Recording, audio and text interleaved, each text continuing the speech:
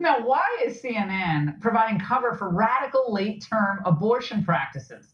In a piece published in their CNN Health section, that's rich, Arthur Jessica Ravitz interviews two OBGYNs, one of whom describes pro-lifers as anti-abortion extremists. Ravitz's conclusion in the end is, quote, misleading hypotheticals show disregard and contempt for people who've had an abortion later in pregnancy. People who've had abortions deserve empathy and understanding, not judgment.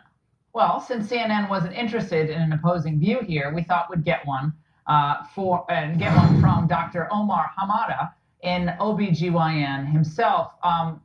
Omar, Dr. Jennifer Conte is quoted in this CNN piece and says that it's nonsensical to legislate late-term abortions against them because no one arrives at the decision easily.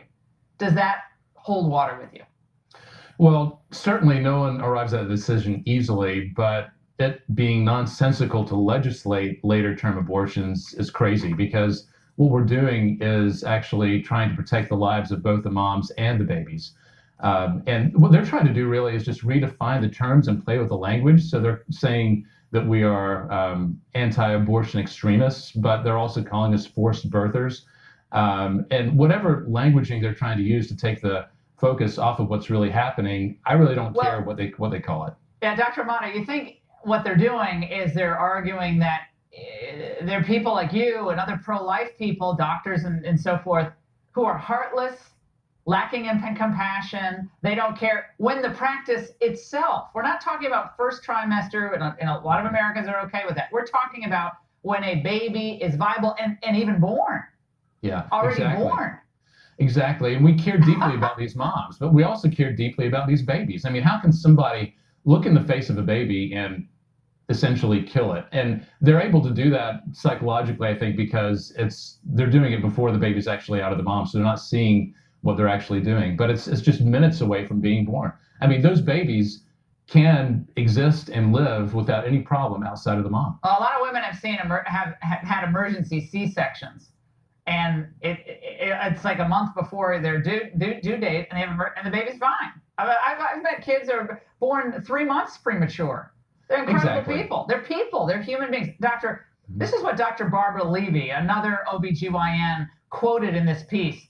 She says, it's important to remember whether in a discussion about abortion care, that's what they call it, abortion care, or any other component of care, that these are complicated, nuanced circumstances that affect the course of real people's lives. Well, in the case of the baby, the life is snuffed out.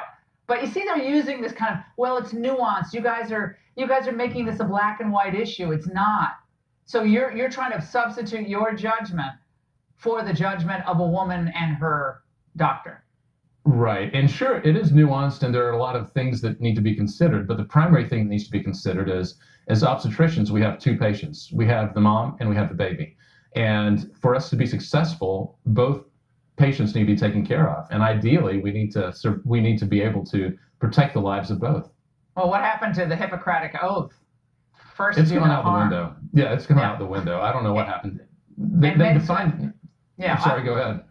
We're out of time, but we're going to expose this to med schools across the country. Because I've heard from med students are being forced to carry out and to learn about abortion, even though they have conscience right protections and they feel compelled to do that. Doctor, thank you so much. We'll be back.